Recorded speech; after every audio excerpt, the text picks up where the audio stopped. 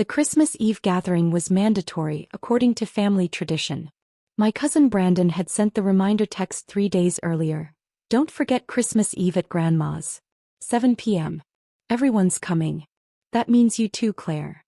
I'd confirmed attendance with a simple thumbs-up emoji, knowing that anything more would invite questions I didn't want to answer. Now I sat in my grandmother's living room in Cambridge, Massachusetts, surrounded by the familiar cacophony of my extended family. 23 people crammed into a space designed for 12, everyone talking over each other, the smell of my grandmother's famous sugar cookies mixing with expensive perfume and cheaper wine. I was 31 years old and this was my annual ritual of endurance. My laptop bag sat by my feet even though I knew I wouldn't open it. Inside were 3 manila folders containing documents I'd been reviewing obsessively for the past 6 weeks. Patent applications, peer review confirmations, and a letter from the Royal Swedish Academy of Sciences marked strictly confidential. Tomorrow morning at 5:45 a.m. Eastern Time, the Nobel Committee would announce the recipients of this year's Nobel Prize in Chemistry. My name would be on that list. The youngest recipient in the prize's 124-year history, recognized for my work on revolutionary catalyst molecules that could break down plastic pollution at the molecular level. I'd known for 6 weeks, bound by strict confidentiality agreements. I hadn't told anyone. Not my research team, not my university colleagues, not my family. Especially not my family. Growing up in suburban Boston, I'd always been the strange one. While my cousins played sports and went to parties, I spent weekends at MIT's public science lectures. While they obsessed over homecoming and prom, I was obsessed with chemical bonds and molecular structures. She's gifted, teachers told my parents.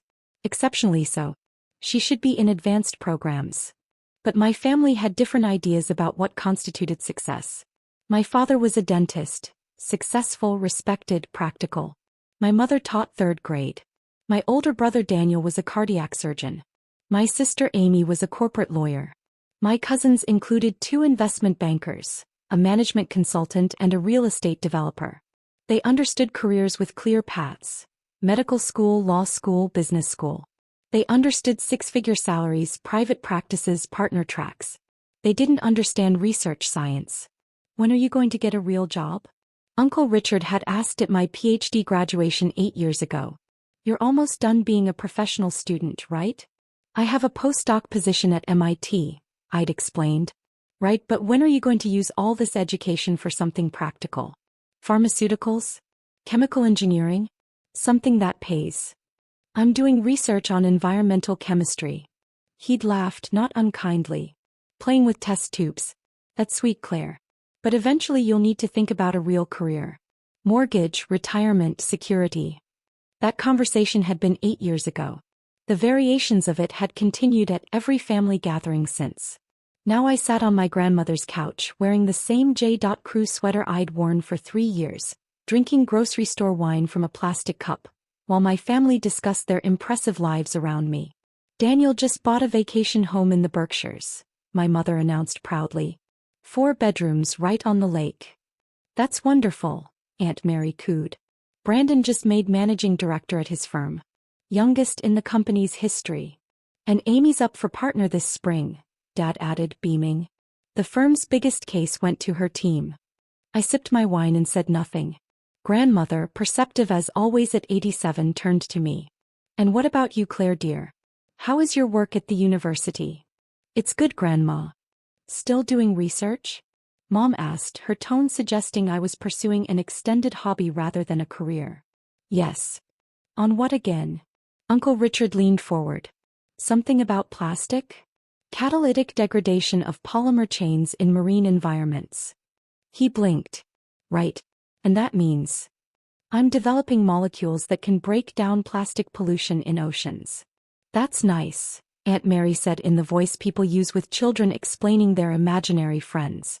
Such important work, caring about the environment. It's not just caring, I said quietly. It's finding solutions. Of course, of course. She patted my hand. But dear, have you thought about applying this to something more lucrative? Chemical companies must be hiring. I'm exactly where I want to be. Working for the university, Mom said with a sigh. Making what, $60,000 a year? 72. See? That's barely enough to live on in Boston. Meanwhile, Daniel's making 5 times that. Amy's making 4 times that. Even your younger cousins in finance are making more than you. I'm not motivated by salary. Everyone says that until they need to buy a house, Dad interjected. Claire, we're not criticizing. We're worried. You're 31. No house, no significant other, still renting that tiny apartment in Somerville. You're brilliant, but brilliance without direction is just wasted potential. My work has direction. Does it? Uncle Richard challenged. What's the end goal here? You've been at this for years. Where's it going? My research is progressing. But to what end? Will this plastic-eating molecule thing ever be real, or is it just theoretical research that goes nowhere? I took a breath, keeping my voice level. The research is very real. We've had significant breakthroughs. Breakthroughs, Brandon repeated, making air quotes. Claire, I don't mean to be harsh, but I looked up your work once. You've published some papers. That's great. But papers don't change the world. They just sit in academic journals that nobody reads. My papers have been cited over 8,000 times by other researchers, I said quietly. The room went silent for a moment before Aunt Mary spoke. Well, that's impressive, dear. But citations don't pay the bills, do they? Mom set down her wine glass. Claire, honey, we asked you here tonight because we want to have a serious conversation. The whole family has been discussing it and we're concerned about your trajectory. My trajectory is fine. It's not, Dad said firmly. You're in your 30s, still living like a graduate student, working on research that might never amount to anything practical. We want better for you. Better. A real career, Uncle Richard said. Something with security and growth potential. Daniel knows people at several pharmaceutical companies. They're always looking for chemists. Starting salary would be $140,000, plus benefits, plus bonus potential. I'm not interested in pharmaceuticals. Why not? Pride. Because I'm doing work that matters. All work matters if it pays the bills, Mom said. Claire, we love you. But you're being stubborn and unrealistic. It's time to accept that the academic research dream isn't panning out and move on to something substantial. Brandon pulled out his phone. Actually, I pulled some numbers. The median salary for chemistry professors is $82,000. Even if you get tenure eventually, which takes years and isn't guaranteed, you'll max out around $120,000. Meanwhile, in industry, you could be making $200,000 within 5 years.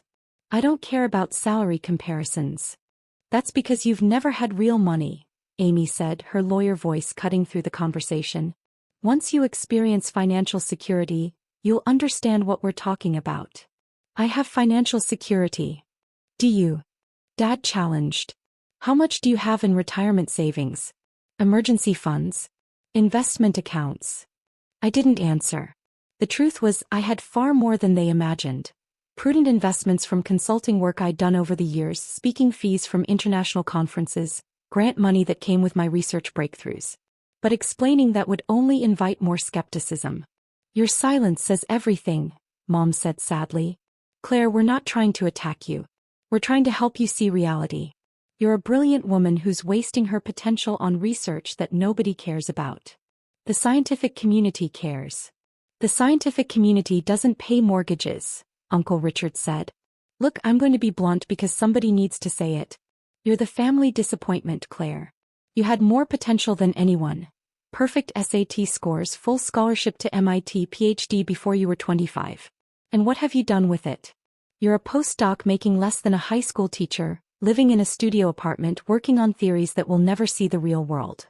The words hung in the air like a chemical cloud, toxic and inescapable. Grandmother's voice cut through the silence, sharp and clear. Richard, that's enough. I'm just being honest, Mother. Sometimes love means telling hard truths. Sometimes love means believing in people, she countered. Claire is doing exactly what she should be doing. With all due respect, Mother, you're not objective. You've always had a soft spot for Claire. Because she's brilliant and passionate and following her calling. That should be celebrated, not criticized. Being brilliant doesn't mean anything if you can't monetize it, Brandon interjected. That's just reality in the modern world. I stood up, my movements calm and deliberate. I need to use the restroom. I walked down the familiar hallway to my grandmother's bathroom, locked the door and stood there for 3 minutes, breathing slowly and evenly. This was normal. This was every family gathering for the past 8 years. This was the price of pursuing work they couldn't understand or value. My phone buzzed in my pocket. A text from my department chair at MIT. Reminder. Embargo lifts at 5:45 a.m. Eastern Standard Time tomorrow. Media requests are already flooding in. Prepare yourself. I closed my eyes. Less than 11 hours now. When I returned to the living room, the conversation had shifted to Brandon's upcoming wedding, but the damage was done. I could feel their pity and disappointment radiating toward me like heat from a furnace. I sat back down and Mom immediately reached over to squeeze my hand. We're just worried about you, honey. You understand that, right? I understand. Good. Because Dad and I have been talking and we have a proposition. Dread settled in my stomach. What kind of proposition? We're willing to support you financially for 1 year while you transition to a real career. We'll cover your rent, your expenses, give you breathing room to find a proper position. I don't need financial support. Claire, please don't let pride. It's not pride. I don't need your money. Then what are you living on? Amy asked. Because $72,000 in Boston doesn't go far. I manage. Barely, Dad said. And that's the point. You shouldn't have to manage at your age with your education. You should be thriving. Aunt Mary jumped back in. You know, I have a friend whose daughter was just like you.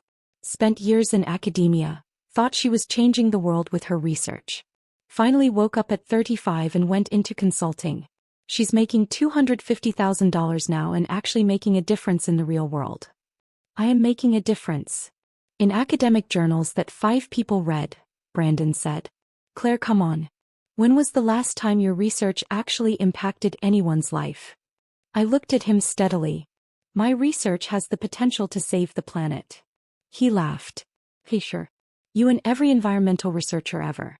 But potential doesn't mean anything without results. I have results. Published papers aren't results.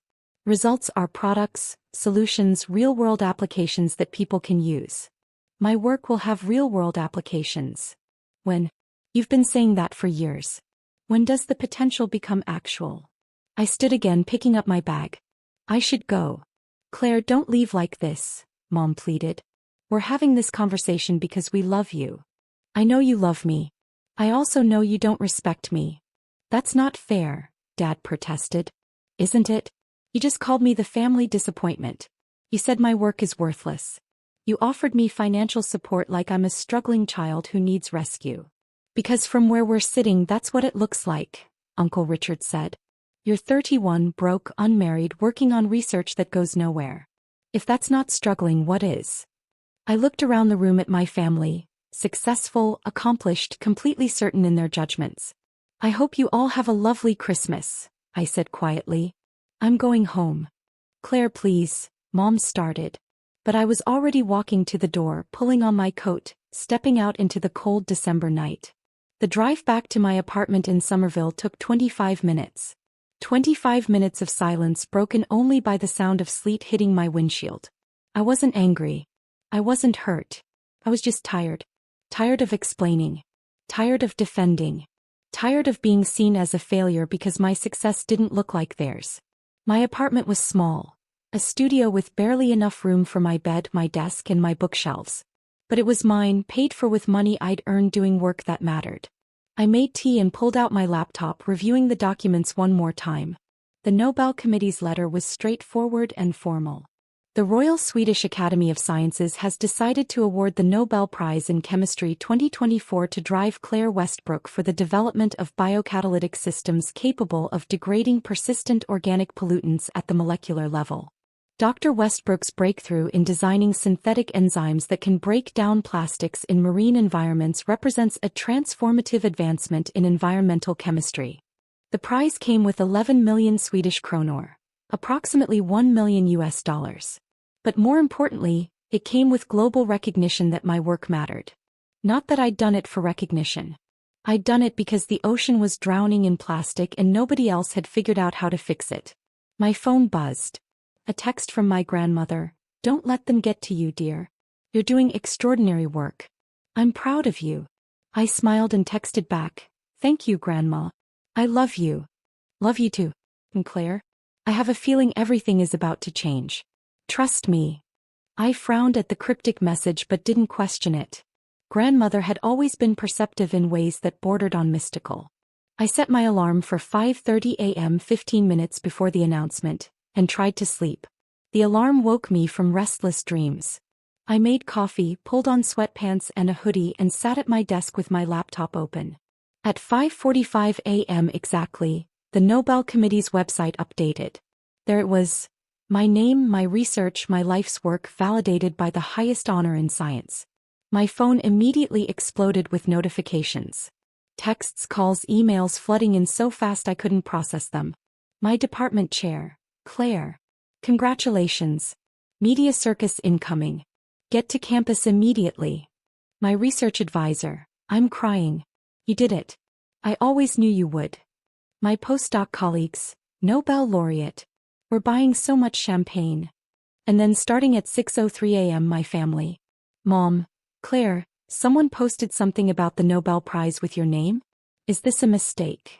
Dad, Claire, call me immediately. The news is saying something impossible. Brandon, is this real? Did you win the Nobel Prize? Amy, I need you to call me right now. Everyone's asking me questions. I ignored them all and pulled on real clothes. MIT was expecting me. The media was expecting me. The world was expecting me. My phone rang, a number with a Swedish country code. The Nobel Committee's official congratulations call. Dr. Westbrook, congratulations on your extraordinary achievement. By 8 a.m. I was on campus surrounded by reporters, cameras and colleagues. The press conference was controlled chaos. Questions flew from every direction. Dr. Westbrook, at 31, you're the youngest Nobel laureate in chemistry history. How does that feel? How long have you been working on this research? What are the real-world applications? When will we see this technology deployed?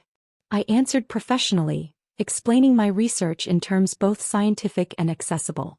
My catalyst molecules could break down plastics in ocean water within months rather than centuries. Early trials showed 94% degradation efficiency.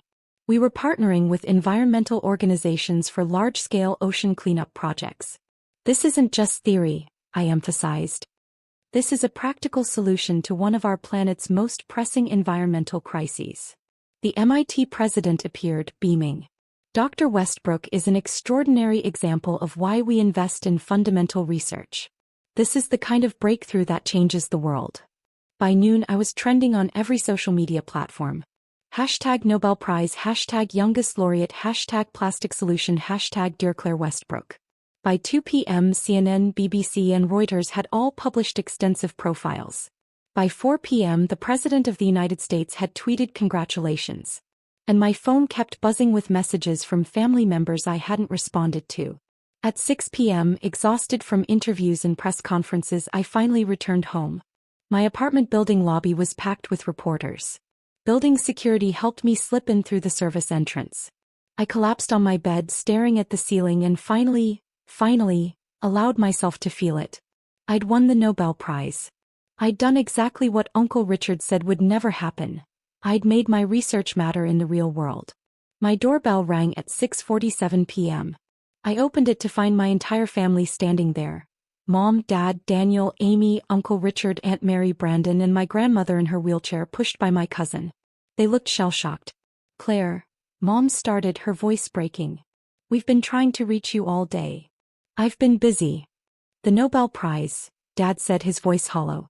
You won the Nobel Prize. Yes. The youngest recipient in the history of chemistry, Amy added. That's what every news outlet is saying. That's correct. Uncle Richard stepped forward, his usual confidence completely absent. Claire, we had no idea. No idea about what? That your research was this significant. This revolutionary. The news is calling you, the scientist who will save the oceans. They're saying your discovery is one of the most important environmental breakthroughs in decades. My research has always been this significant, I said quietly. You just didn't believe it. Because you never told us. Brandon protested. You never said you were on the verge of winning a Nobel Prize. I didn't know I was winning until 6 weeks ago. And I couldn't tell anyone due to confidentiality agreements. But more importantly, I've been telling you for 8 years that my research was important. You chose not to believe me. Mom was crying now. Honey, if we'd known. If you'd known what? That external authorities would eventually validate my work? Mom, last night you called my research wasted potential. You said I was a disappointment to the family. I didn't say that, she protested weakly. Uncle Richard did. And none of you disagreed. Aunt Mary stepped forward, her face red. Claire, we were concerned about your financial future. We didn't realize that I was doing groundbreaking work. You didn't realize because you didn't ask. You assumed that because I wasn't making investment banker money, I must be failing. Daniel, who'd been silent until now, spoke up. The news said the prize comes with about $1 million. 11 million Swedish kronor, yes. That's more than I make in 2 years, he said quietly. And you've probably been sitting on this knowledge for weeks while we lectured you about getting a real job. 6 weeks. Jesus, Claire. He ran his hand through his hair. You let us criticize you, offer you money, call you a disappointment, and you never said a word. What would I have said? Actually, I'm about to win the Nobel Prize, so your opinions are irrelevant? You wouldn't have believed me anyway. That's not fair, Dad protested. Isn't it? Dad, you looked me in the eye last night and said my work goes nowhere. You said I should abandon research for a pharmaceutical job. Would you have believed me if I'd told you the Nobel Committee had selected me? His silence was answer enough. Grandmother spoke for the first time, her voice strong despite her age. They wouldn't have believed you, Claire. Which is why you had to let the world tell them. Mother, that's not helpful, Uncle Richard said. It's true, she countered. You all decided years ago that Claire was wasting her life. Nothing she said could change your minds because you'd stopped listening. Brandon pulled out his phone, scrolling frantically. Claire, you're everywhere. CNN, BBC, New York Times, Washington Post. There's a profile on you in Nature. Another in Science magazine. The UN Secretary General issued a statement about your work. I know. How are you so calm about this? Because the work is what matters. Not the recognition. But it's the Nobel Prize, Amy said. The Nobel Prize. Do you understand what this means? What does it mean to you, Amy? He stopped, confused. What do you mean? Last night my work was worthless. Today it's extraordinary. The only thing that changed is that someone else told you it was valuable. So I'm asking, what does my Nobel Prize mean to you? She couldn't answer. Mom moved closer, reaching out to touch my arm. Claire, we're sorry. We're so incredibly sorry. We should have believed in you. We should have supported your work instead of criticizing it. Yes, I agreed simply. You should have. Can you forgive us?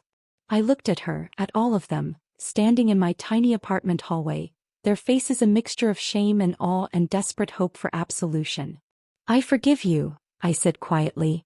But I don't forget. You spent 8 years telling me my life's work was worthless. You called me a disappointment 12 hours before the world called me a Nobel laureate. That doesn't just disappear because I won a prize. We know, Dad said, his voice rough. And we know we don't deserve your forgiveness. But Claire, we want to do better. We want to support you properly going forward.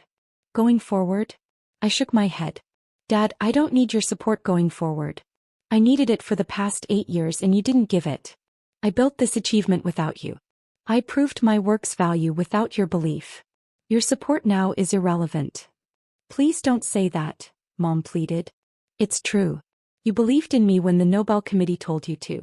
That's not belief, Mom. That's following external validation. Uncle Richard cleared his throat. For what it's worth, Claire, I've been getting calls all day. Everyone I know has seen the news. And they're all asking why I never mentioned having a Nobel Prize winner in the family. What did you tell them? That I didn't know. That you never told us how significant your work was. And what did they say to that? His face reddened. He implied that I should have known. That family should pay attention to each other's lives. They're right. Brandon was scrolling through his phone again. MIT's issuing a press release about you. They're calling you one of the most brilliant minds of our generation. The governor wants to give you an award. The mayor's office is planning a celebration. I know. My department chair has been coordinating it all. Your department chair, Amy repeated. The person who sees you every day saw your brilliance while we, your family, called you a disappointment. Yes. Grandmother spoke again. Claire dear, what happens now? Will you accept their apologies and try to rebuild these relationships? Or will you close this door? I considered the question carefully. I don't know, Grandma. That depends on whether they can learn to believe in me without external validation. Whether they can see value in work that doesn't look like conventional success. Whether they can trust me when I tell them something matters, even if they don't understand it. We can do that, Mom said quickly. Can you? Because last night you couldn't. Last night, you offered me money to abandon my research and get a real job. What happens next time I'm working on something you don't understand? Will you believe me, or will you wait for the next Nobel committee to tell you it's valid? They looked at each other, uncertainty written across their faces. I don't know, Dad said finally. But I want to learn. I want to be the kind of father who believes in his daughter without needing external proof. That's all I can ask for. Daniel stepped forward. Claire, can I say something? I nodded. I've spent my entire career being the successful Westbrook sibling. The surgeon, the one who made it, the one everyone was proud of. And today, every single person I know has asked me about you. My colleagues, my patients, people I haven't spoken to in years. Everyone wants to know about my sister, the Nobel laureate. And I realized something. What? That I've been measuring success by the wrong metrics. I thought success was salary and prestige and recognition. But you've been doing work that will literally save the planet, and I've been calling you a disappointment because you weren't making as much money as me. Yes, I said. You have. I'm sorry for that. I'm deeply, truly sorry. Amy moved closer. The news interviewed one of your colleagues. She said you work 16-hour days, that you're obsessed with solving environmental problems, that you've turned down multiple high-paying industry jobs to stay in research. She said you're the most dedicated scientist she's ever known. That's correct. And we called you directionless. We said you were wasting your potential. Yes. How do we make that right? I don't know if you can, I said honestly. You judged me for 8 years without ever trying to understand what I was doing. You valued money over meaning, prestige over purpose, conventional success over revolutionary science. That's a fundamental difference in how we see the world. But we can change, Brandon insisted. We can learn to value what you value. Can you? Or will you just learn to value what the Nobel Committee values? The question hung in the air, unanswerable. My phone rang. My department chair again. Claire, I'm sorry to interrupt, but CNN wants a live interview in 30 minutes. Can you make it to campus? I'll be there in 20. I hung up and looked at my family. I need to go. The media wants more interviews. Of course, Mom said. Of course you do. You're famous now. I'm not famous. I'm a scientist who did good work that happened to get recognized. Claire, Grandmother said. Before you go. One question.